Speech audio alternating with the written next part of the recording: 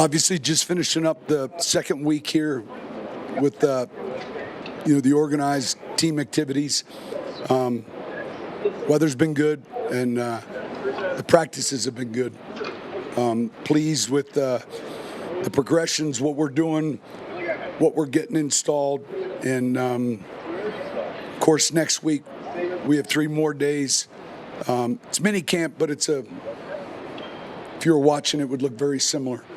Any questions? Obviously, Evan Ingram's got a track record in the league. Once you actually have him in your building, you're going through with them, do you find, maybe even things you didn't think about, or is it just, this is exactly? No, I think there are nuances that you always discover with a player, that whether he's a rookie or he hasn't been with you, he's got real good instincts, awareness, zone, man-to-man, that kind of thing. He's doing well. Sean, you're interested in Dobbins? Yeah, he's coming in. I think he got in last night. I think he's in the building, or he's going to be in the building here pretty soon. We'll have a chance to visit with him, and then we'll see where it goes. What was the situation there? It's just another good football player that we've seen firsthand. I've seen for a while, and just the importance of that position group. We really like the group right now we're working with. It's just another opportunity to possibly bring in another good football player to help us win. Coach, your safety room, you got a lot of depth there after adding Fonga, Narcisel, Brandon Jones. What do you want to see from some of those other guys in that room here? Well, I say this, the quickest way is special teams. It's hard to be safety 3 or 4 and not be a contributor. So I think that'll be real important. Marvin Mims, his confidence level as a receiver, how much is it going to help the way he finished last season going into this campaign?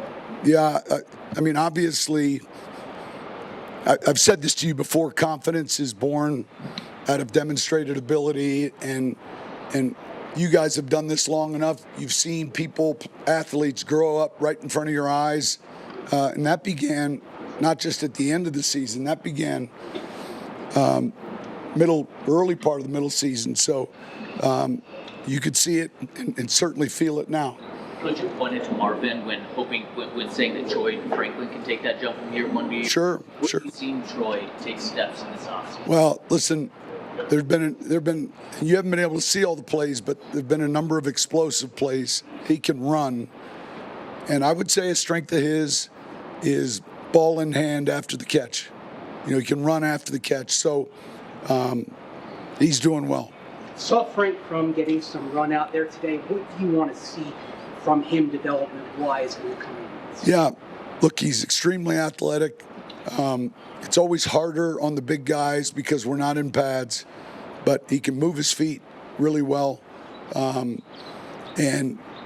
again, he's a young player who, when you go through these installations, and for him it's his 4th or 5th time now, you're able to play a little faster. You're in your 3rd year of this stuff, and you're still a young football team relatively, but is there more of a maturity right now that you're starting to feel with this group? Yeah, part of that is a byproduct of playing young players a year ago, but I would say yes. I would say yes. Sean, I saw where I think you guys might have the most roster retention from last year, close to it at the top, so somebody had done the math. Well, we probably had the most roster turnover in the 2 years prior. So, but just because Bo talked about how now there's a lot less learning and just more doing so. But can you see that kind of team wide across the board? I think we're obviously further along with regards to what we're doing. Now you still have to turn the game board over and start from the beginning in our league. You have to do that. We're not picking up from where we left off. You have to start with the fundamentals, and you get a chance to do that in these sessions. Sean, when you evaluated your O-line last year, some of the metrics outside said they were really good at win block rate in terms of the run game. Did you see that, and where do you expect that group to be, especially specific to the run? Look, that group played well last year, and it's an important group.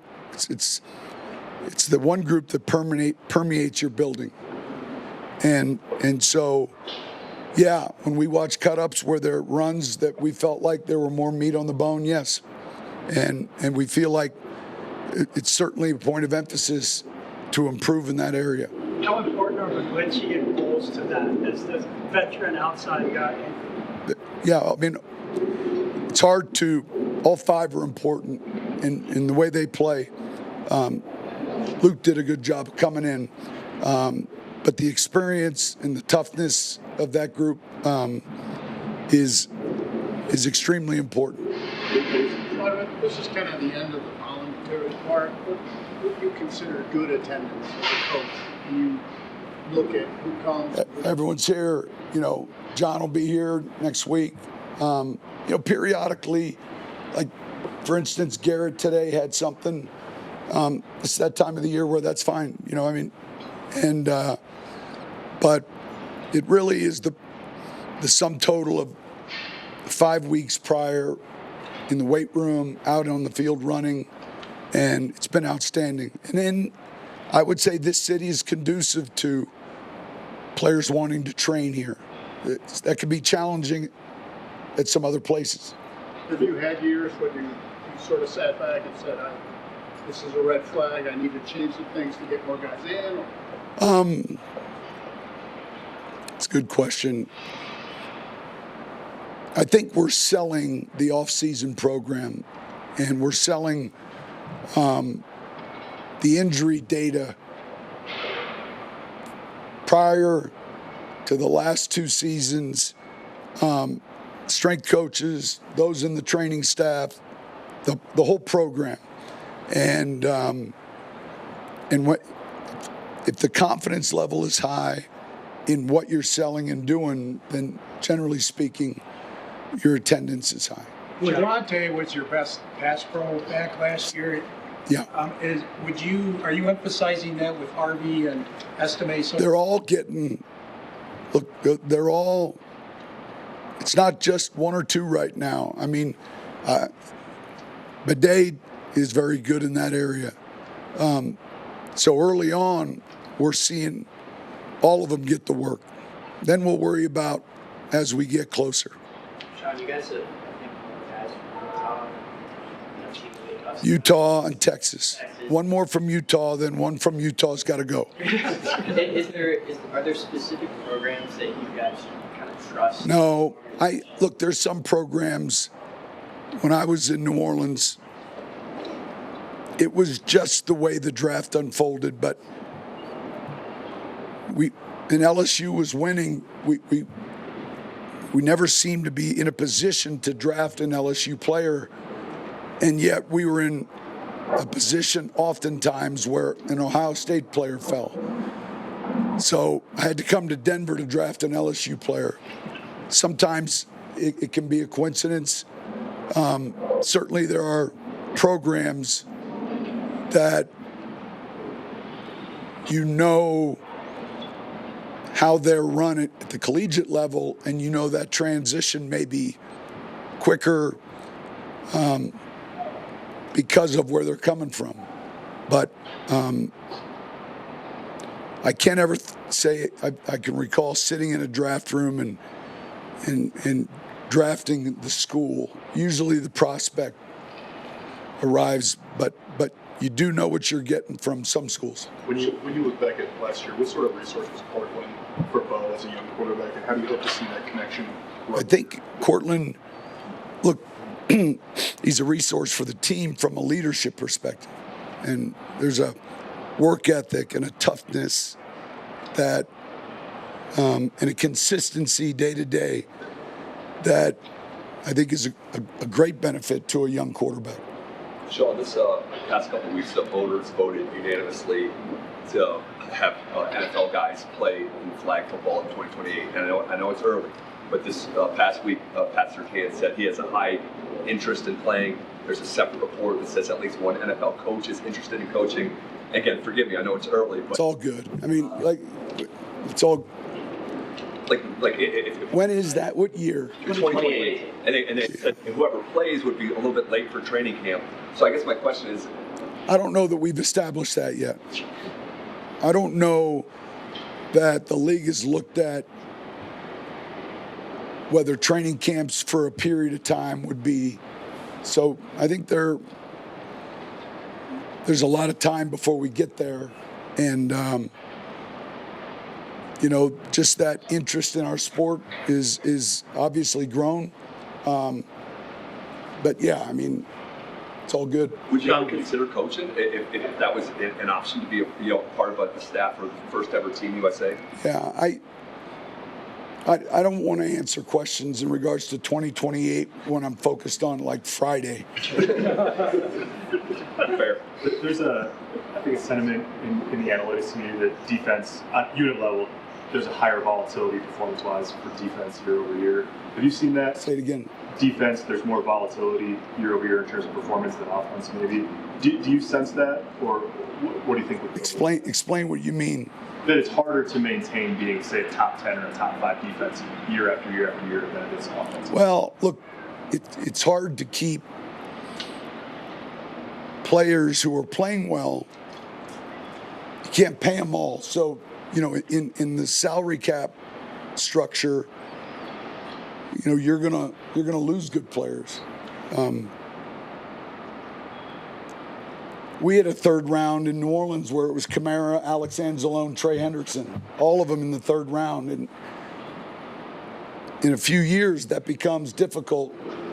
And so, can that impact defense? Yeah, but I don't know that I buy into. There's more volatility on that side of the ball than on offense. I think it just depends on the team. Sean, on the defensive line, obviously, And I don't plan on having any volatility with our defense from last year. obviously a lot of talent and experience on the defensive line. That's a decisions to make. That's obvious. But when you look at the rookies, safety, and all Q, what are you looking for them right now this year? Well, right now they're acclimating themselves. When we get to training camp, those two, it's difficult in these type of drills without pads. But once we get into training camp and we're playing in pads, we're playing preseason games, then it's the development and the growth. And we have a vision, obviously, with all those young guys. Sean Payton was out here, and I know he's out here plenty, but especially for new guys that they get to see him. Yeah. What's it mean when he... Champ was here yesterday. Yeah. I love when those guys come around. They have an interest in the program, and certainly they're impressionable. Our players know who they are, and it's good seeing them out here. How did you alter your OTA plan using the week this year? I just lost 3 OTAs, and no big deal. So what is it you said the offensive line is one group that permeates the building? Permeates the building. What do you mean by that? Well, if you're not real good in the offensive line, you don't know how good you are then in the defensive line. And then you're not getting, it's the first line of attack. And so when that group is playing at a certain level, then very quickly the defense up front has to meet that standard or it's not good. And so from a football intelligence, it's probably one of the most important position groups. And so the building, the roster, everything we're doing, it's hard to accomplish when that group is not what it needs to be. It's hard to evaluate the quarterback, hard to evaluate the receiver because the quarterback's having trouble. It's hard to evaluate the runner. It's hard to evaluate the coach. So it's extremely important to get that group right. I believe we're getting DJ Jones at the podium. Just how important was it getting him re-signed? It was important.